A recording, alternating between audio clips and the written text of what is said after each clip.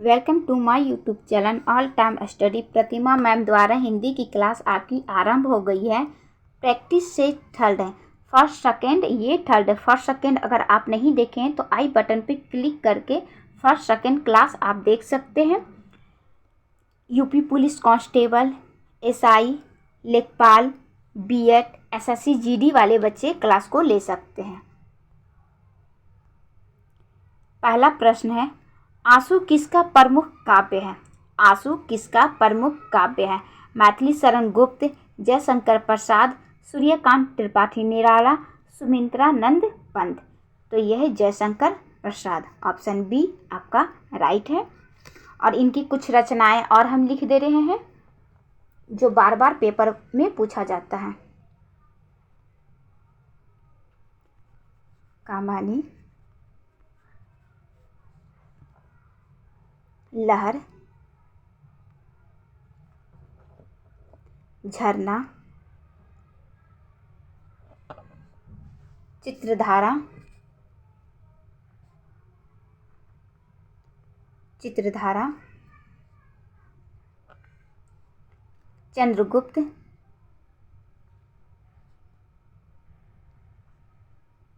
चंद्रगुप्त, स्कंदगुप्त,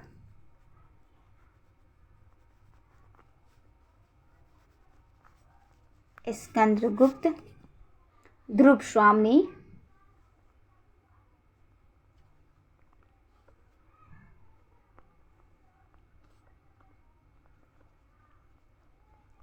ध्रुव स्वामिनी, एक घुट,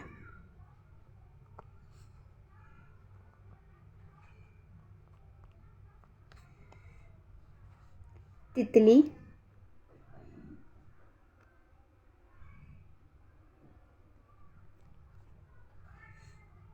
कंकाल, जो बार बार पेपर में पूछा जाता है। इनकी और भी रचनाएं हैं। आकाशदीप, यहाँ पे आप माइनस कर लीजिएगा बेटा। एक रफ आप जब भी आप क्लास लिया कीजिए तो रफ कॉपी लेके बैठा कीजिए।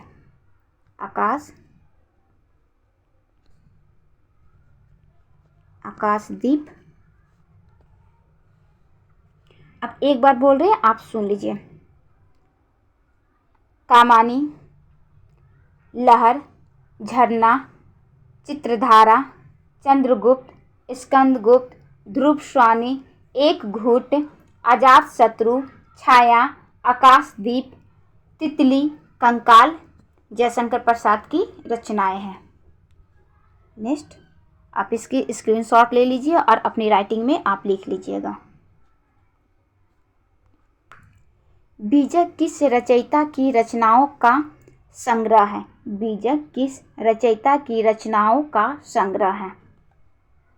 जायसी, मोहम्मद जायसी, तुलसीदास, कबीरदास या सूरदास। तो यह है कबीरदास। ऑप्शन सी आपका राइट है। अब बीजक क्या है? कबीर की वाणी का संग्रह बीजक के नाम से प्रसिद्ध है। इसके 3 भाग हैं, साखी, सवद, रामायणी। तीनों को उठा के किस में डाला गया है? बीजक में डाला गया है। साखी, सवद, रामायणी। अब तीनों को किस में रखा गया है? तीनों को बीजक में रखा गया है। किस में रखा गया है? तीनों को बीजक में रखा गया है। नेक्स्ट,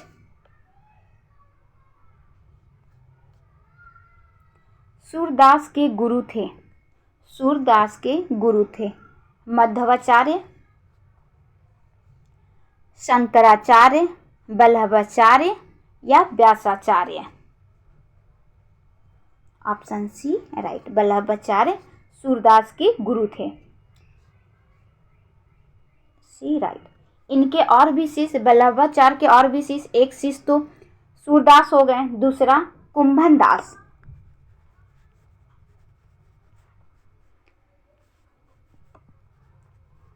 कुंभन दास। दूसरा परमानंद दास,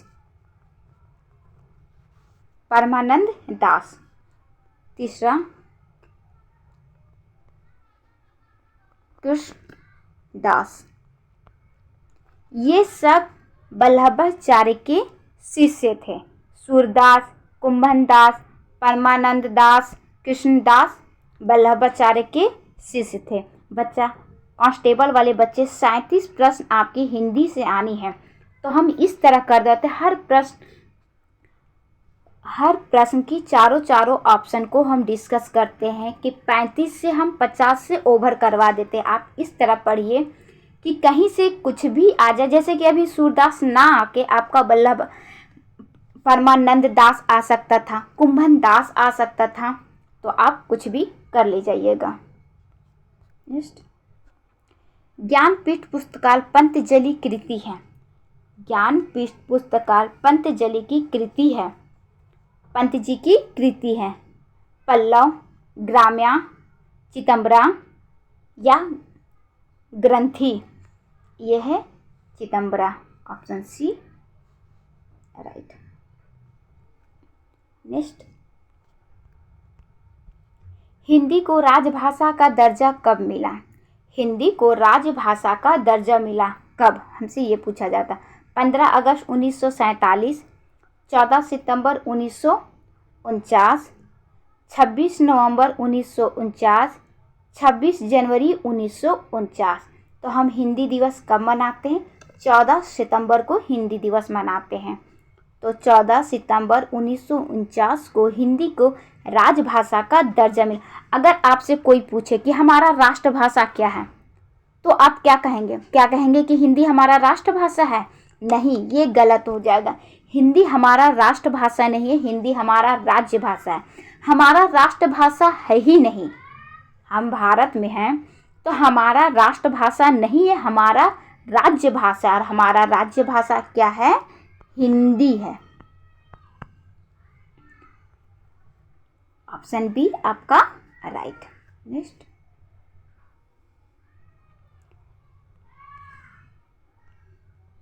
रसराज किस रस को कहा जाता है? रसराज किस रस को कहा जाता है? बच्चे क्लास में अगर हमारे कोई नए बच्चे जुटे हुए हैं तो आप बच्चा खुद देख रहे कि मैम आपसे को किस तरह पढ़ा रही है। हम ये नहीं कहते कि आते मान आप लाइक कर दिया कीजिए, आप देख लिया कीजिए, 1 दिन 2 दिन क्लास देख लीजिए कि मैम कैसे पढ़ाती, फिर आप सब्सक्राइब कर लीजिए। बच्चे अगर आपको अच्छा लग रहा है समझ में, हम आपकी लैंग्वेज में पढ़ाते ना कि हम खुद की लैंग्वेज में पढ़ाते, हम उस तरह लैंग्वेज यूज करते जो हमारे बच्चे को समझ में आए। तो बच्चा अगर हमारे कोई नए बच्चे हैं तो प्लीज़ लाइक और सब्सक्राइब कीजिए। सब बच्चे एक दूसरे को शेयर कीजिए। जब आप शेयर कीजिएगा तो हमारा अपना परिवार बढ़ेगा। हम नहीं चाहते कि हमारा परिवार छोटा सा सीमेंट के रह जाए। तो जैसे मैम मेहनत कर रही है तो थोड़ा दायित्व आपका भी बनता है कि क्लास को शेयर और सब्सक्राइब करें।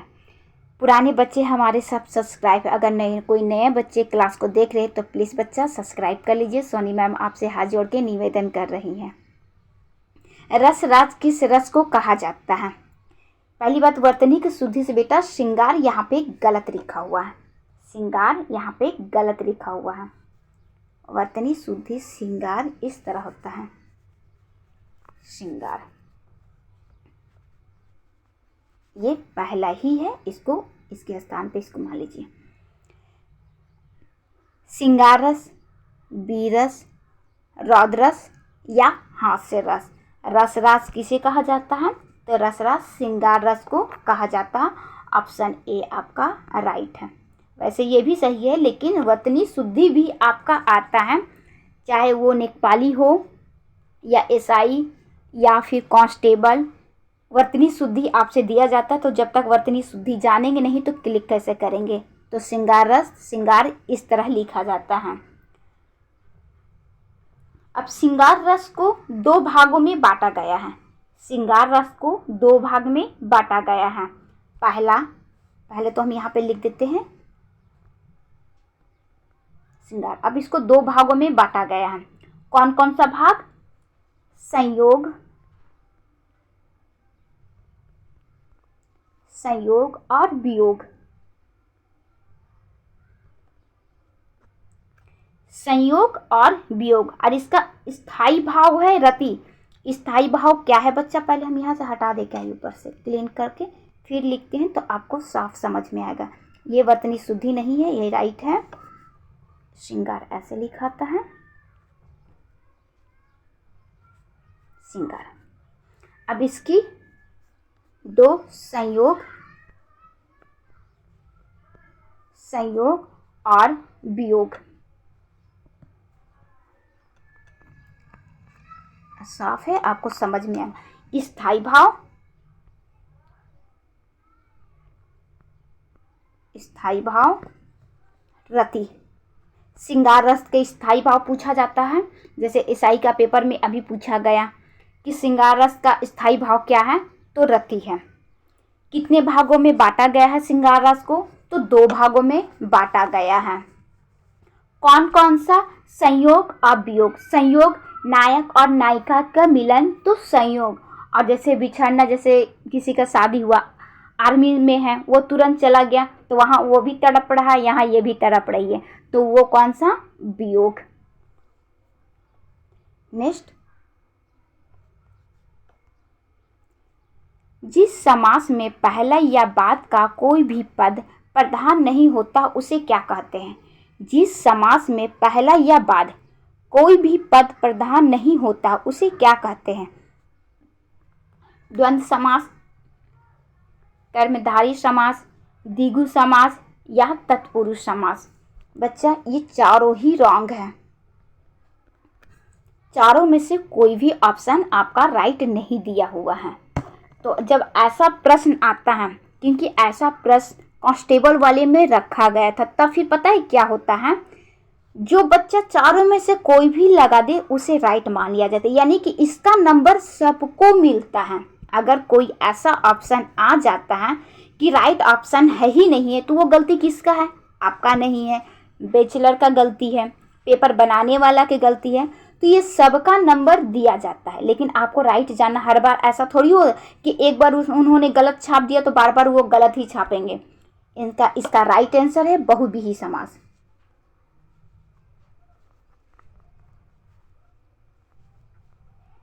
क्या है, बहुव्रीहि समास, जिसका ना पहला पद प्रधान होता है ना दूसरा पद प्रधान होता है, तीसरा पद प्रधान होता है। नेक्स्ट,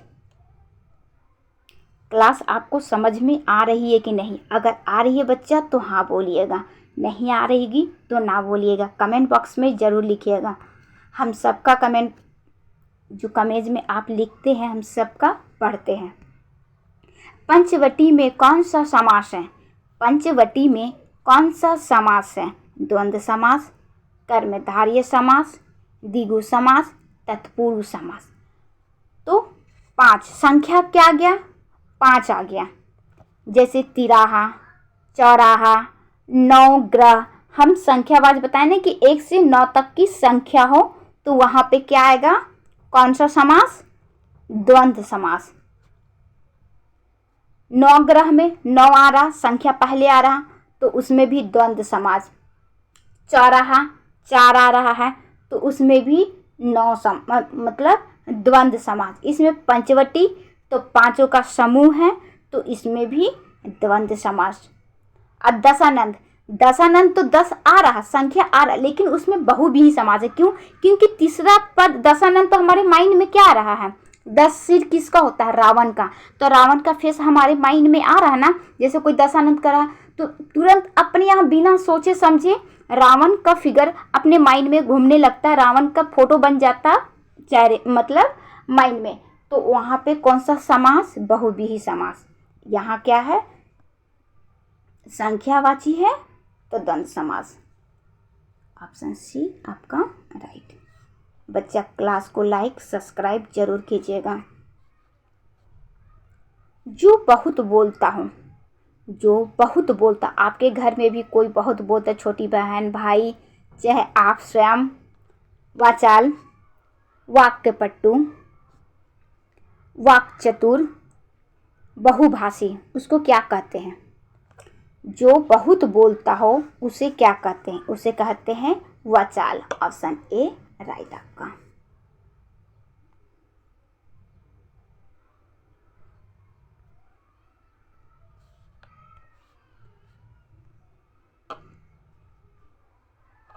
एक सेकेंड, थोड़ा सा पीछे।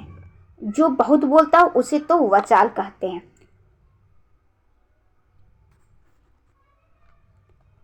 और वाक्कटु किसे कहते हैं? जो बोलने में चतुर हो। वाक्कटु किसे कहते हैं? जो बोलने में चतुर हो। चतुर हो, इसे वाक्पटु कहते हैं। बहुभाषी किसे कहते हैं? कई भाषाओं को ज्ञात हो। इसी का बता बेटा। कई भाषाओं के ज्ञाता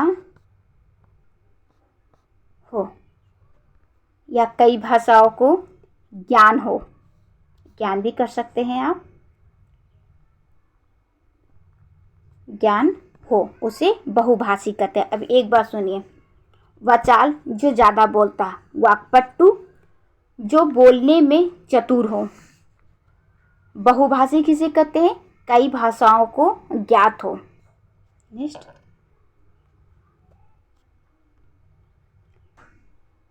तुरंत कविता करने वाला कवि। तुरंत कविता करने वाला कवि उसे क्या कहते हैं? तत्काल कवि, संध्या कवि, यहाँ थोड़ा सा मिस्टेक है, संध्या कवि, आंसू कवि या उत्कृष्ट कवि, इसे कहते हैं आंसू कवि।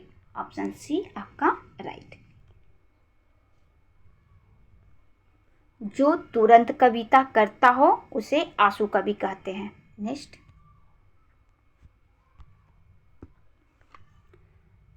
बच्चा पहला क्लास अगर आप नहीं देखे हैं, पहला और दूसरा, ये प्रैक्टिस सेट थर्ड है। प्रैक्टिस सेट अभी जो हम करवा रहे हैं वो थर्ड है। फर्स्ट और सेकंड अगर आप नहीं देखे हैं तो आई बटन में क्लिक करके क्लास फर्स्ट और सेकंड देख सकते हैं।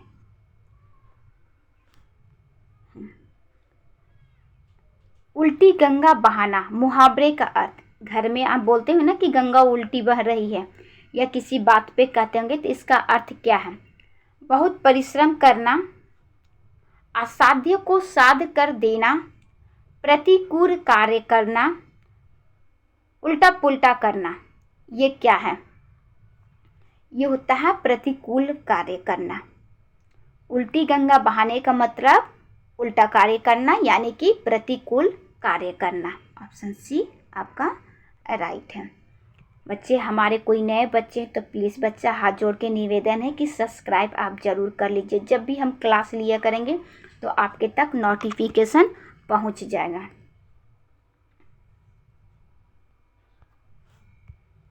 वीर रस का स्थायी भाव है। वीर रस का स्थायी भाव है। रति की जगह गति हो गया है। रति, हास्य, उत्साह या क्रोध है। यह वीर रस का स्थायी भाव उत्साह। वीर तुम बढ़े चलो सुने हैं ना, तो वीर रस का स्थायी भाव उत्साह होता है। ऑप्शन सी आपका राइट। और रति का श्रृंगार। रति किसका स्थायी भाव है? श्रृंगार का।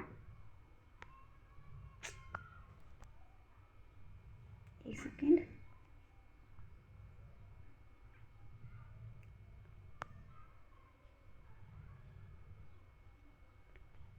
रति किसका है? श्रृंगार का। श्रृंगार। हास्य रस का हास्य ही होता है, थोड़ा सा डिफरेंट। और इसका तो वीर, क्रोध का रौद्र। चारों ऑप्शन को डिस्कस इसलिए कर देते बच्चा कि कोई ज़रूरी नहीं है कि जो हम पढ़ा रहे यही पूछा जाए, हो सकता है जो हम ऑप्शन में रखे वो भी पूछा जा सकता है, इसलिए चारों ऑप्शन को डिस्कस कर देते हैं हम। कामायनी किसका प्रमुख महाकाव्य है? कामायनी किसका प्रमुख काव्य है? प्रमुख क्या है? महाकाव्य है। जयशंकर प्रसाद, सूर्यकांत त्रिपाठी निराला, मैथिली शरण गुप्त, इनमें से कोई नहीं। तो कामायनी महाकाव्य इस जयशंकर प्रसाद का, ऑप्शन ए राइट। अभी जयशंकर प्रसाद के थोड़ी देर पहले हम रचनाएं वगैरह बताएं, जैसे आंसू, लहर, झरना, चंद्रकांता, स्कंद गुप्त, चंद्रगुप्त, धूपस्वानी, एक घुट, तितली, आजाद शत्रु, आकाशदीप, कंकाल, ये सब किसका है? जयशंकर प्रसाद का है। बच्चा इस तरह आप पढ़ेंगे तो कोई भी रचना कहीं से भी पूछ ले, आप पेपर के लिए तैयार रहेंगे देने के लिए। कवि प्रिया के रचयिता हैं। कवि प्रिया के रचयिता हैं केशवदास, जयशंकर प्रसाद, सूरदास, इनमें से कोई नहीं, नॉन ऑफ दिस। तो ये है कवि प्रिया के केशवदास, ऑप्शन ए आपका राइट है। नेक्स्ट, कांस्टेबल वाले बच्चे 37 प्रश्न आपका है, लेकिन हम यहाँ पे 50 प्रश्न से भी अधिक आपको करवा देते हैं। लेखपाल में 25 प्रश्न आना है। अवधी भाषा में रचयिता, अवधी भाषा में रचित महाकाव्य है। किस भाषा में? अवधी भाषा में रचित महाकाव्य है। साकेत, प्रिय प्रवास, श्री रामचंद्र मानस, उर्वशी। रामचरित्र मानस, यह है रामचरित्र मानस, ऑप्शन सी आपका राइट। रामचरित्र मानस है किसका? तो यह है तुलसीदास जी का। किसका है? तुलसीदास। तो क्वेश्चन की संख्या बच्चा अब हम इतना ही रखे हैं, और हमें लगता है कि हम उतना करवा दिए क्योंकि चारों ऑप्शन के डिस्कस किए हैं। उससे एक्स्ट्रा ही हम आपको करवाएं। अगर कुछ कमी हो कहीं पे तो आप हमें कमेंट बॉक्स में लिखिएगा, हम सबका कमेंट रीड करते हैं, रिप्लाई भी देते। अगर आप हमसे कुछ पूछते हैं तो हम उस पर रिप्लाई भी देते हैं। तो लाइक सब्सक्राइब ज़रूर कीजिएगा, बताइएगा कि मैम क्लास अच्छा लगा है कि नहीं लगा है, हिंदी की क्लास कंटिन्यू रखनी है कि नहीं रखी। अभी तक तो आप हमसे क्या पढ़ते थे? जीके जीएस तो आप बहुत पसंद करते थे और तारीफ़ भी करते थे कि मैम जीके जीएस क्लास बहुत अच्छा। काफ़ी जीके जीएस की क्लास हम लिए भी हैं। तो आप सोचिए जितना जीके जीएस बेटा इम्पॉर्टेंट है, 37 प्रश्न आपका जीके जीएस से आना है, तो 37 प्रश्न आपका हिंदी से भी आनी है। हिंदी से भी 37 प्रश्न आपकी आनी है। तो इसलिए जीके जीएस के साथ साथ हमें हिंदी को भी उतना ही इम्पोर्टेंट समझना चाहिए। और एसएससी एमटीएस वाले बच्चे जीके जीएस में फोकस कीजिए। अभी 1-2 दिन हम इधर जीके जीएस की क्लास नहीं लेके, पिछला क्लास हमारी काफ़ी बड़ी हुई है, तो आप जीके जीएस की क्लास देख लीजिए। और पेपर आपका किस में होने वाला था? ये अप्रैल में आपका पेपर होने वाला था। अप्रैल में पेपर ना होके आपका पेपर 2 मई से 19 मई तक आपका पेपर है। फिर 13 जून से 20 जून तक है। 13 जून से 20 जून तक और 2 मई से 19 मई तक आपका पेपर में बीच में गैपिंग किस लीजिए है मैम? तो बीच में गैपिंग बच्चा कोई और पेपर लगा हुआ है, इसलिए बीच में गैपिंग है। आपकी 2 पेपर नहीं होगी, एक ही पेपर होगी, एक ही दिन में होगा। एक ही दिन में 2 पेपर आपका हो जाएगा। मैथ रीजनिंग का पहले 20-20 प्रश्न यानी कि 40 प्रश्न मैथ रीजनिंग का, उसके बाद जीके जीएस और इंग्लिश और जीके जीएस का आपका 25-25, इसमें भी 25 और इसमें भी 25, टोटल मिला के आपका 50 प्रश्न होने वाला है। और रीजनिंग मैथ का 40 प्रश्न, 40 में से आपको 12 सही करना है। इसमें माइनस मार्किंग आपका नहीं है, जीके जीएस में माइनस मार्किंग है एसएससी एमटीएस वाले बच्चे।